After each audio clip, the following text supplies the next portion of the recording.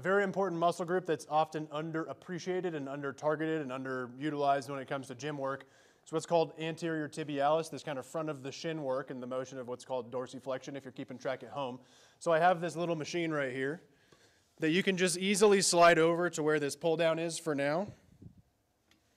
Or if someone's using the pull down, you can use one of the benches or just find somewhere else where you can just sit and use this machine. So in terms of our setup here, so then you just slide your feet in here. So you're getting the forward, you're getting the pad as far up your foot as it will go, so we're not using our toes to lift it, we're using kind of our midfoot. Heels forward on this little plate down here, and then your midfoot on this pad. And then I'm going to show you one rep, sort of how it should kind of look, which is I keep a little bit of pressure through my heels, and then I'm slowly lifting that middle section of my foot up towards the front of my shins. What we don't want it to look like is if you watch the rest of my legs is people kind of lift it with their knees and they lift it with their hips and they're kind of grabbing onto something to do too much weight.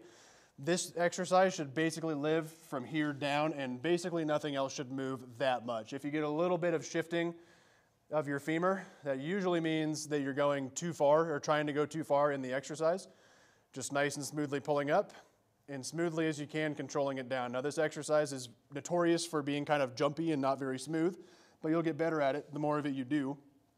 Slowly pulling up, getting that nice squeeze on this sort of, these muscles on the outside front of your shin. You might be able to see how when I come up, you can kind of see this sort of contract out here and bulge a little bit because I got such meaty antibs. And then slowly controlling it down. We don't want to let it come all the way down to where you're getting jammed into what's called plantar flexion. So basically, if your feet, the soles of your feet get to parallel with the ground, that probably means you're going down far enough. And then you're just smoothly operating up from there. If you go a little bit below that, that's okay, but you don't want to get to a place where things are getting kind of jammed down here too much. And then obviously what you would do is you would rack some weights, some little like 5 or 10 pound weights on the sides of these to make it more challenging for you.